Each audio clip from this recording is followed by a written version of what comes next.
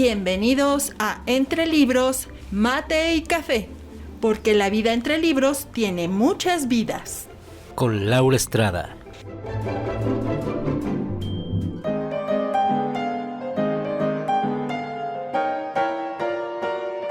Entre Libros, Mate y Café les advierte que las opiniones vertidas en este podcast son de ávidas lectoras a quienes les encanta opinar lo que leen.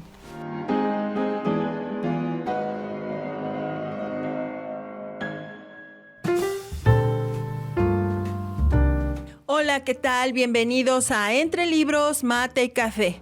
Hoy tenemos un episodio sensacional. Hoy vamos a hablar de algo que seguramente a todos les va a encantar. Vamos a hablar un poco de libros, de un libro muy clásico que hizo historia en la radio, en el cine. Y bueno, pues esperamos que este día Javier y yo podamos transportarlos, llevarlos a un mundo de fantasía, de ficción, de efectos especiales. Antes de esto, de comenzar, quiero invitarlos a que nos visiten en redes sociales, en Facebook como Entre Libros, Mate y Café. Y a mí me encuentran como Laura Estrada en Facebook y en Instagram. Los esperamos ahí, déjenos sus comentarios, déjenos sus sugerencias. Y bueno, ¿cómo estás, Javier? ¿Qué tal te pinta esta semana? Hola, muy buenas tardes. Pues pinta bien. Después de este pequeño receso, pinta bien y pinta mejor para hacer un gran programa. Excelente. Bueno, pues mira, hoy yo tengo aquí en mis manos un libro sensacional que, bueno, pues recientemente tuvimos el 2 de abril, lo que fue el Día de la Literatura Juvenil. El libro que yo voy a mencionar ciertamente fue de la literatura juvenil de mi abuela, yo creo, pero ha trascendido. Es un libro que ha trascendido por varias generaciones y que marcó historia desde que salió y ha pasado y ha resistido el tiempo, tanto en su contenido como todo lo que se ha generado alrededor de ese libro. Yo voy a hablar un poquito de lo que es La Guerra de los Mundos de H.G. Wells, que en realidad su nombre era Herbert George Wells. Entonces, bueno, yo voy a platicarles un poco de este libro. Este autor, bueno, tuvo a otras obras que fueron también llevadas a otros formatos como La Máquina del Tiempo, El Hombre Invisible, La Isla del Doctor Moreau, en fin. ¿Y tú de qué nos vas a hablar, Javier? Cuéntanos.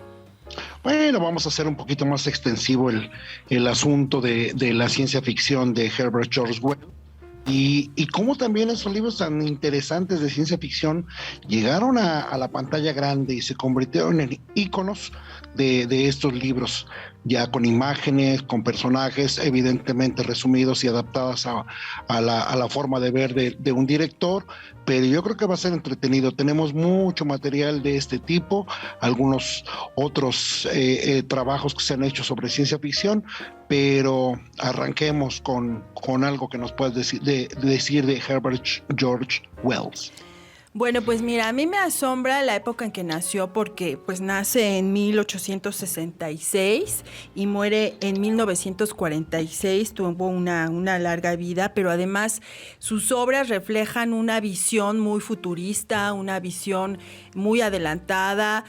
Yo no sé, yo me acuerdo cuando leí, por ejemplo, a Un Mundo Feliz o a Julio Verne, que ahora estamos viendo muchas cosas que en ese tiempo, bueno, pues no se tenían ni idea, y ellos fueron escritores muy visionarios que, tomados de la mano entre la fantasía y a lo mejor lo que ellos sabían, fueron construyendo cosas que hoy estamos viviendo. No sé si en algún momento generaciones futuras tendrán oportunidad de vivir cosas como las que vienen en los libros de H.G. Wells, y espero que si llegan los extraterrestres no sea en son de guerra, sino en son de paz. Y bueno, respecto a él podemos decir que aparte de ciencia ficción, él también escribía novelas, relatos cortos, hacía crítica social, sátiras y también escribía algunas biografías. Y bueno, también ya hablando un poquito de este libro, yo les voy a contar que hace muchos años había una colección que se llamaba Club Joven, que la editaba Bruguera. Y eran ediciones íntegras e ilustradas, es decir, que te venía toda la versión completa y aparte se buscaba algún ilustrador. En este caso, de este ejemplar que yo tengo aquí en mis manos, las ilustraciones eran de Eugenio Darnet. Y bueno, la verdad es que yo lo leí hace muchos años y estas ilustraciones se me quedaron muy grabadas. Incluso cuando yo tuve que enfrentarme a las imágenes en pantalla, la verdad es que no podía borrar esas imágenes de mi cabeza. Y libros muy coloridos, pero además lo extraordinario es que antes al súper no solo ibas a comprar la comida y la despensa y todo eso, sino que había sección de libros, había sección de tarjetas, había varias secciones.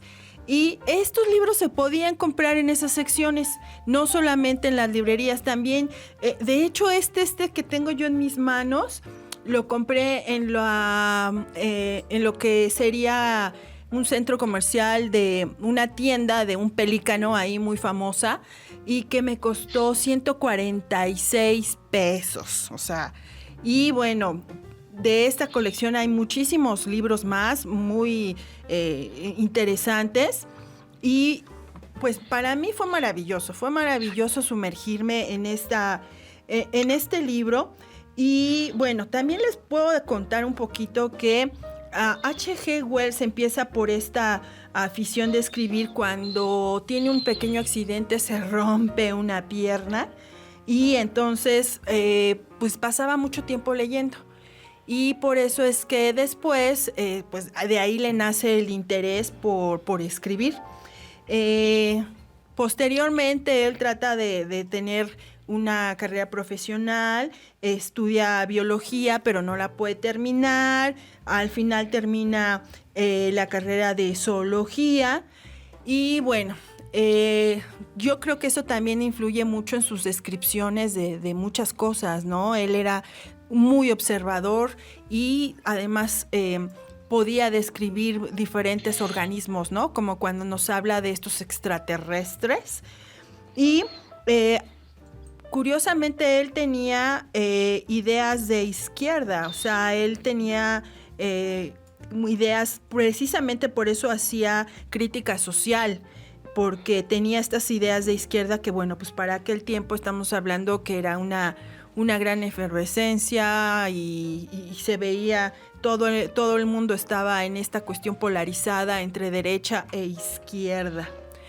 Bueno, esto es un poquito hablando de él. Cuéntanos tú, ¿qué nos puedes platicar antes de que yo hable de la Guerra de los Mundos? ¿Qué más nos puedes platicar de él? No, es que Wells, correctamente dices, viene de la novedad del marxismo-leninismo, el socialismo que empieza a florecer a mediados del siglo XIX, y le toca también toda esta parte del darwinismo de un compatriota. Entonces su formación académica le ayuda a poder vislumbrar las posibilidades tanto sociales como orgánicas, como bien dices en esta novela y en otras, sobre todo en La isla del Dr. Moreau. Es muy interesante, ya lo platicarás más adelante, pero estas influencias son las que, más aparte su gran imaginación, lo llevan a tener una idea de cómo organizar un libro o varios libros muy temáticos sobre la ciencia naciente del siglo XX. Yo creo que dentro de los libros más importantes de Herbert George Wells, que en el orden son primero La máquina del tiempo, después viene La isla del Dr. Moreau, El hombre invisible y al final, que es el colofón a todas estas grandes historias, La guerra de los mundos. Así es. Bueno, ya entrando un poquito en materia de este libro, bueno, pues La guerra de los mundos en realidad es una crítica a la sociedad victoriana. y a las prácticas imperialistas, ¿no? Y yo creo que no creo que lo hayamos visto de esa forma, pero yo en cuanto leí esto, sí, me hizo sentido esta visión que él tenía y lo que realmente quería plasmar.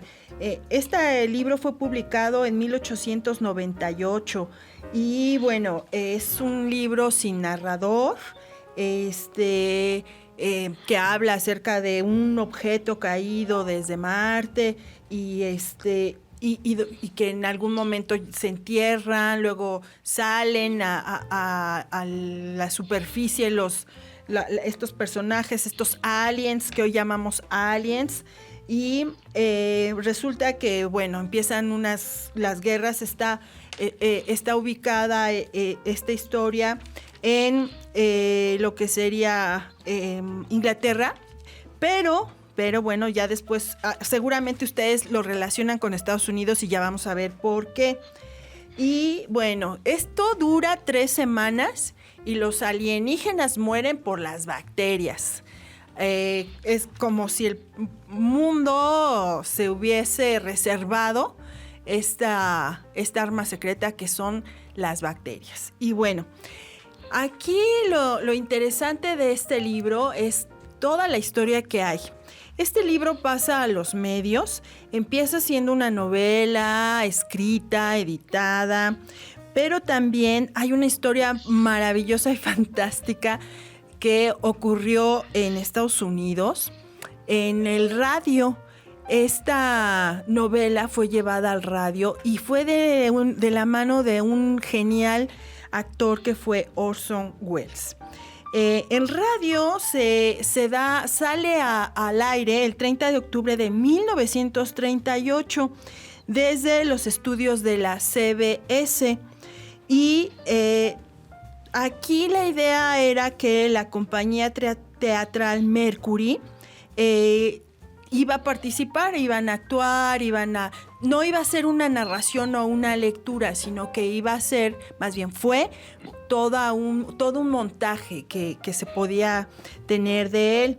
Entonces es sensacional porque inicia como tienen la idea primera de adaptarla a Nueva Jersey, la cambian de escenario y lo que hacen en esta adaptación también es que pareciera que la programación están transmitiendo un baile de una fiesta ahí muy interesante, muy famosa, y de repente interrumpen esta transmisión y dan la noticia de que algo está sucediendo, y entonces la gente empieza a preguntarse qué está pasando.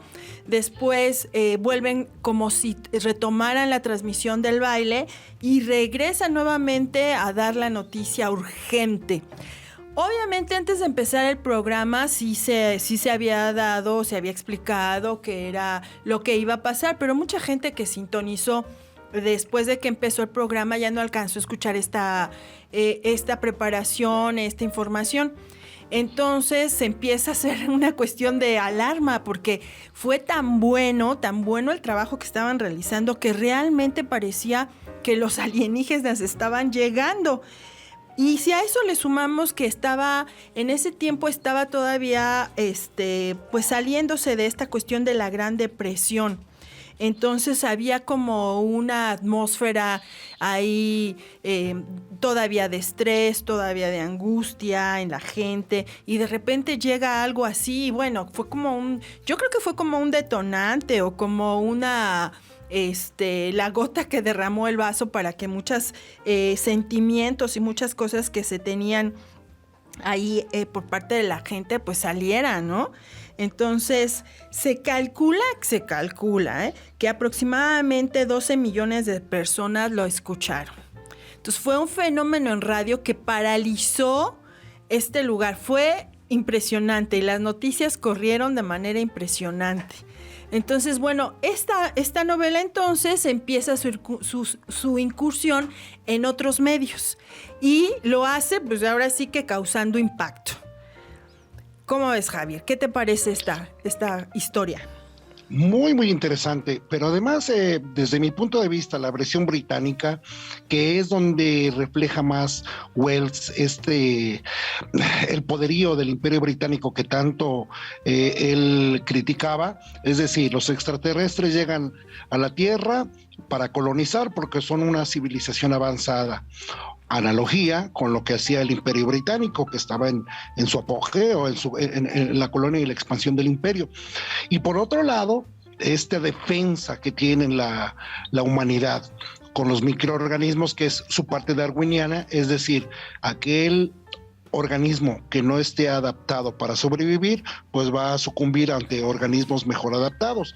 Entonces, esa forma que yo veo que manejaba Wells en el contexto de la vida británica, me parece muy clara por sus tendencias.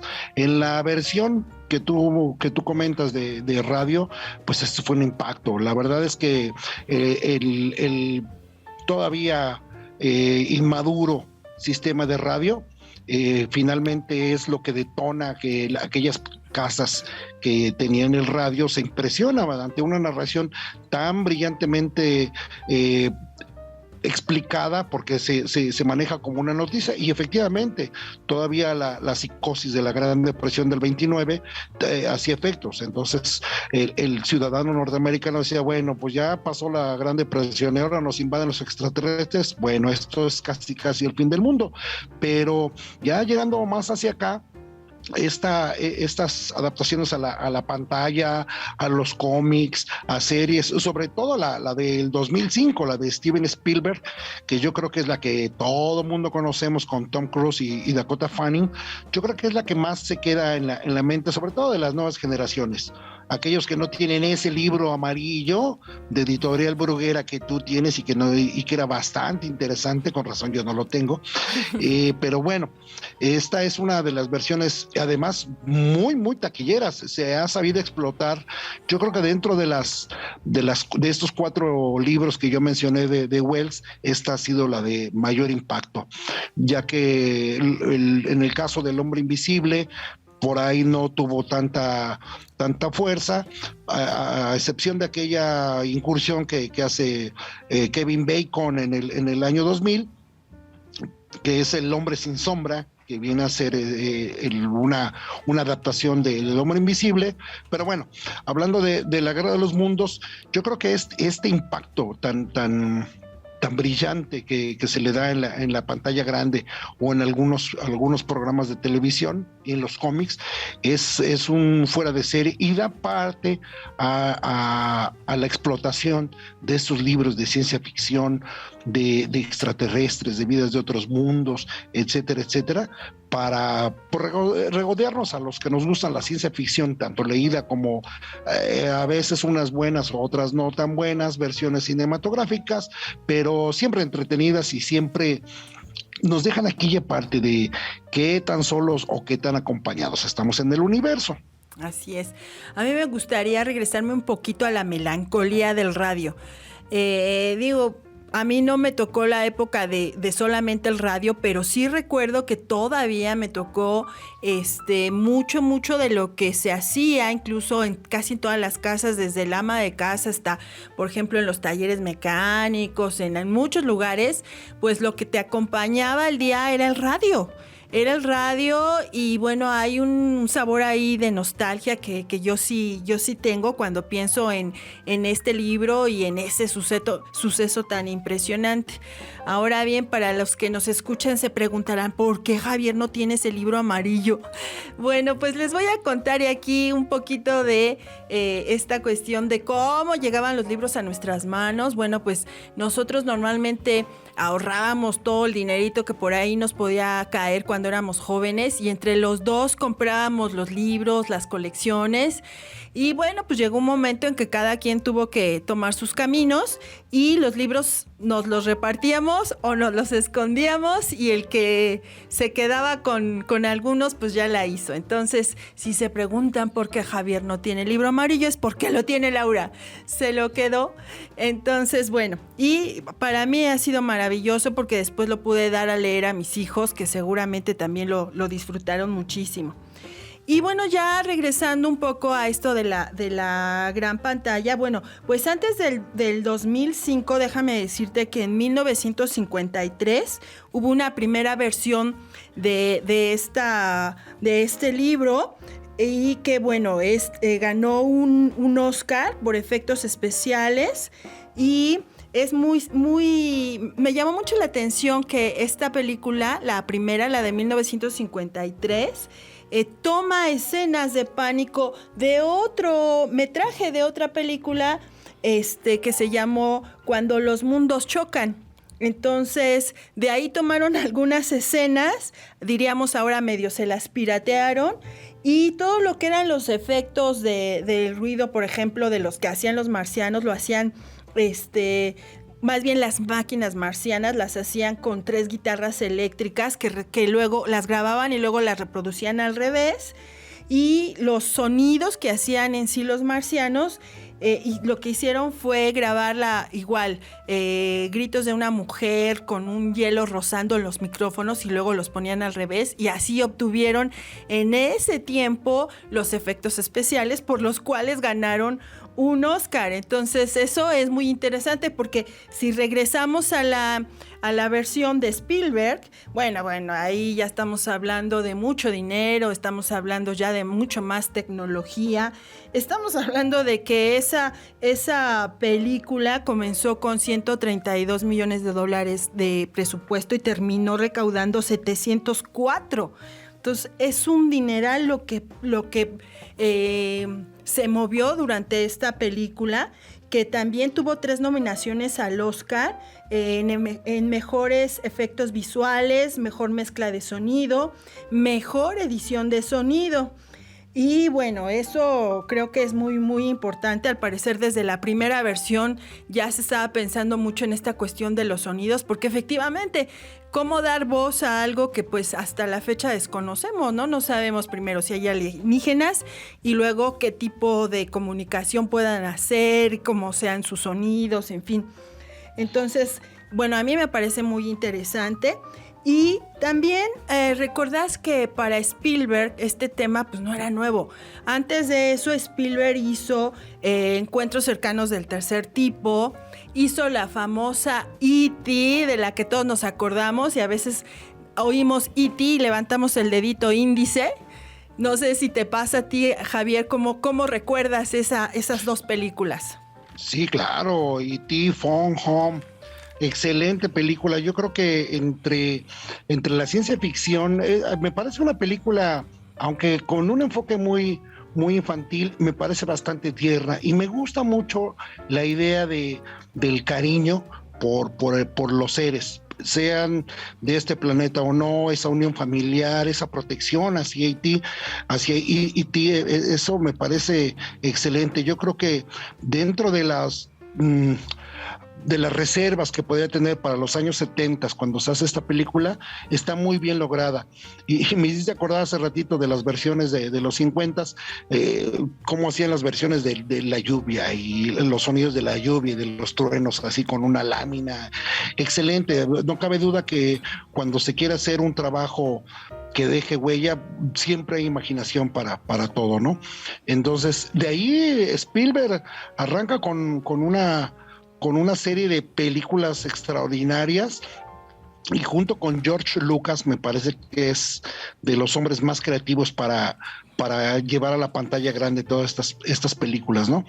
Yo creo que, regresando un poquito a La Guerra de los Mundos, es uno de las novelas cruciales de la ciencia ficción, pero además de esa ciencia ficción ligera, muy pasable. Las novelas de Wells, a diferencia un poco de Verne, que no era tan malo, es menos descriptiva. Julio Verne tendía a dar demasiados datos, llegaba un momento en que era un poquito complicado. Yo me acuerdo mucho de 20.000 leguas de viaje submarino, que da una serie de detalles de lo que es el submarino, el Nautilus, y de la posición del capitán Nemo. En el viaje a la luna igual, muchos detalles técnicos, y Wells, a diferencia de él, lo hace un poquito más ligero, sin entrar en tantos detalles, pero con un interés y una creatividad bastante interesante. De hecho, desde la primera novela, desde La máquina del tiempo, esta idea de querer ir hacia el futuro, hacia el pasado, es extraordinaria, porque la máquina del tiempo se convierte en ese anglicismo o en ese sueño británico de siempre pertenecer y estar en todos lados, ¿no? Me parece que estas adaptaciones, como la de 1960 de La máquina del tiempo, es grandiosa, pero hay otra versión de 1979, Time After Time, que es una muy, muy buena versión protagonizada por Malcolm McDowell, y esto nos empieza a llevar a una serie de películas extraordinarias, no solamente en base a los libros de Wells, como podría ser El hombre invisible, que inclusive en los años 50 fue llevada a la pantalla por un actor argentino, Arturo de Córdoba, una película blanco y negro interesantísima, esta forma en que ve en este libro del hombre invisible, la idea de ese científico, de Griffin específicamente, que trata de buscar lo que mucho ha buscado la humanidad desde los griegos, cuando me entiende que si mueve el índice refractivo de una persona, que lo hace exactamente igual al aire, es decir, no absorbe ni refleja luz, entonces tenemos al hombre invisible, que posteriormente, y lean este libro, lleva a un estado mental bastante crítico y le genera muchos problemas. La isla del Doctor Moreau me gusta mucho porque es esta forma en que el ser humano quiere jugar a ser Dios. Es decir, en la isla del Doctor Moreau, a grosso modo, es convertir a los animales en personas, sin considerar que siempre el instinto animal prevalecerá. Es decir, empezar a hacer estos humano-animales genera una serie de problemas, ¿no?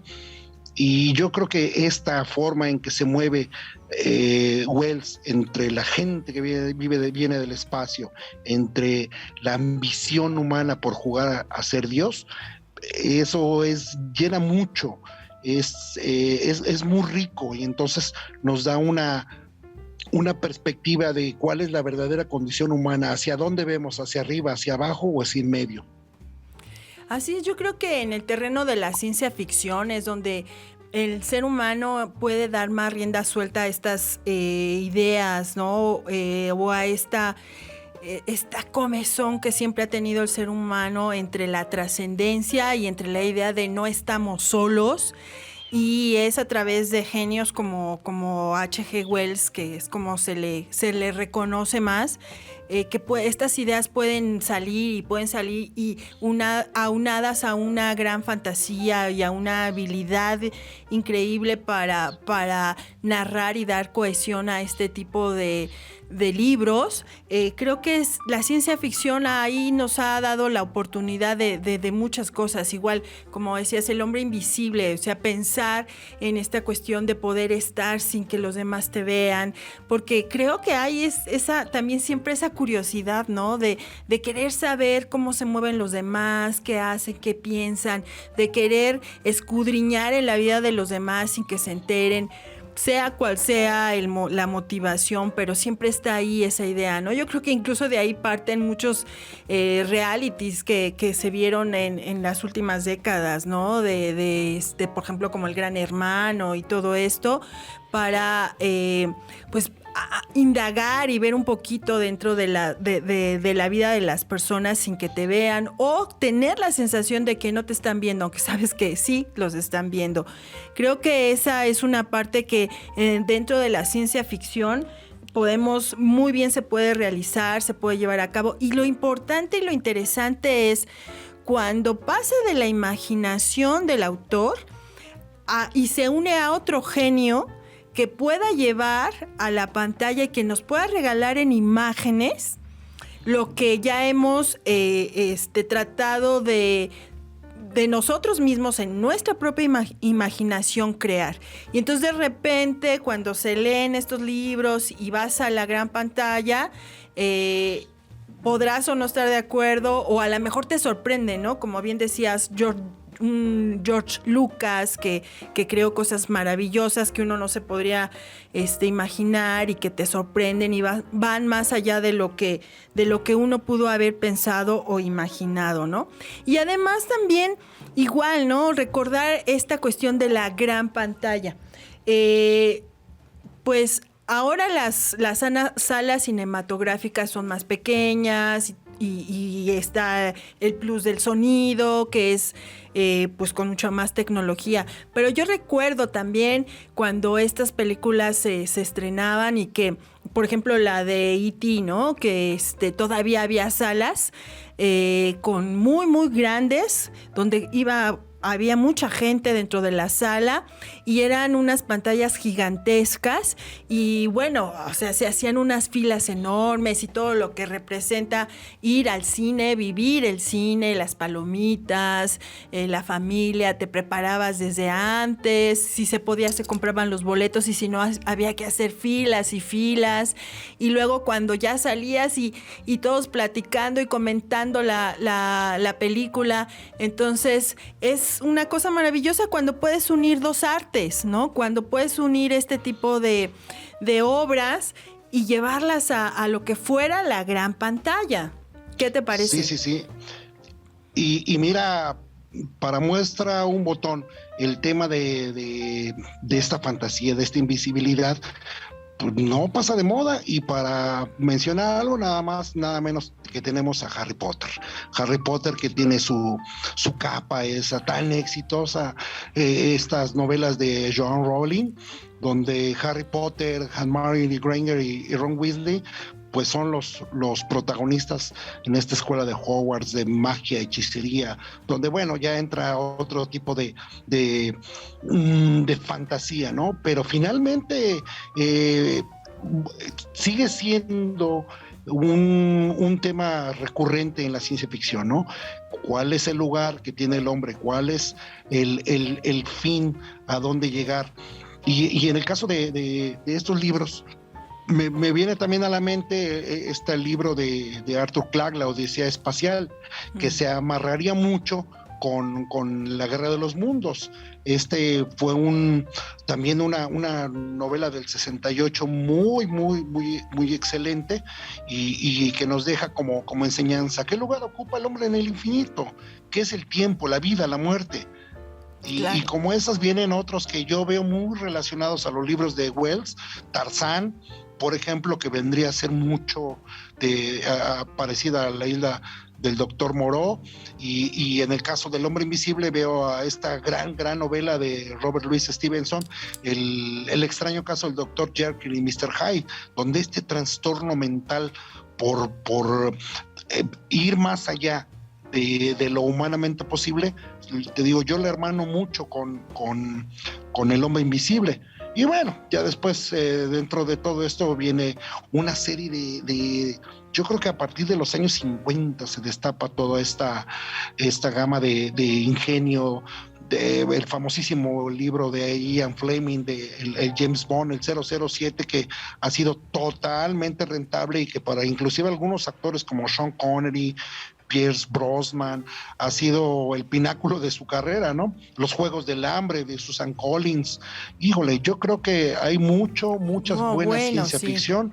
Evidentemente, La Guerra de las Galaxias en todas sus versiones, sobre todo la de los 70s, eran las mejores, desde mi punto de vista. Igual recordemos también El Señor de los Anillos, Narnia, y bueno, que además ahora también ya está la posibilidad de estas salas donde puedes sentir muchas cosas que a mí me remiten a un mundo feliz, ¿no? Cuando él ya hablaba de un cine interactivo donde ibas a poder percibir, poner las manos en la silla y poder percibir y sentir muchísimas cosas, y que hoy lo estamos viviendo, ¿no? Ya en las nuevas salas, en la 3D, en la 4D, y que bueno, están también recreando y se está haciendo una nueva forma de vivir el cine, ¿no? Bueno, que hemos tenido que hacer un receso por cuestiones de la pandemia, pero seguramente en algún momento regresaremos y nos van a sorprender con toda la tecnología que nos espera, con todas las vivencias. Definitivamente hoy las plataformas que están para verse desde casa y todo esto, te permiten sí seguir viendo muchas películas y te presentan nuevos escenarios y se está haciendo mucha creación, pero para mí yo sigo siendo una romántica y una enamorada de la gran pantalla, del cine, de todo lo que representa salir de casa, prepararte, dedicarle, realmente te escapas de la rutina, de tu pensamiento se queda inmerso cuando se apagan esas luces y la gran pantalla te ilumina, ¿no? Entonces, bueno, creo que hoy hemos tenido un muy interesante episodio. Espero que a nuestros oyentes les haya gustado este tema. Igual platíquenos, déjenos ahí en redes sociales cuáles han sido sus películas favoritas basadas en libros. Cuéntenos, queremos saber cuáles han sido sus experiencias en cine, los que todavía escucharon radio, si se reunían con la familia, cómo eran sus radios.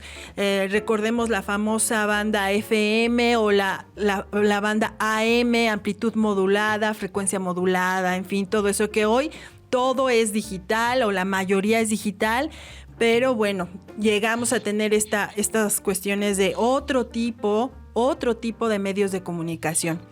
Y bueno, Javier, para despedirnos, ¿qué nos cuentas? No, excelente, podremos hablar de estos temas, híjole, por horas, y sin olvidar a uno de los grandes creadores de ciencia ficción más moderna, Isaac Asimov, que desde el libro de la Fundación, donde creía el Imperio Galáctico, todo este asunto de la tecnología que gobierna y que se pone a la vanguardia, y que da origen a otra gran película, Yo, Robot, que es un parteaguas dentro de la ficción, ¿no? Esas leyes que tienen los robots para con los humanos. Obviamente la película que hace este hombre Will Smith es fantástica. Quería dejar patente porque Asimov es para mí también uno de los grandes genios de la ciencia ficción. Pues excelente, yo como bien dices, creo que aquí nos podríamos seguir horas y horas y horas entre los amantes de las letras y los amantes del cine. Podríamos tener toda una temporada solamente hablando de esto. Hoy fue una pequeña probadita. Y bueno, muchísimas gracias, Javier. Gracias a las personas que nos escucharon. Por favor, recuerden, visítenos en Facebook como Entre Libros, Mate y Café. Y a mí me pueden encontrar como Laura Estrada en Facebook y en Instagram.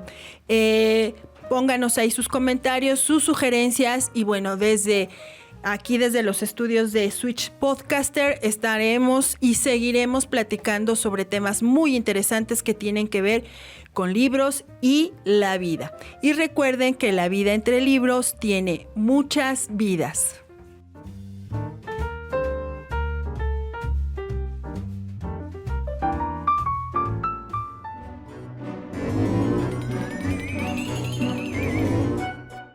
Esto fue Entre Libros, Mate y Café con Laura Estrada. Hasta la próxima.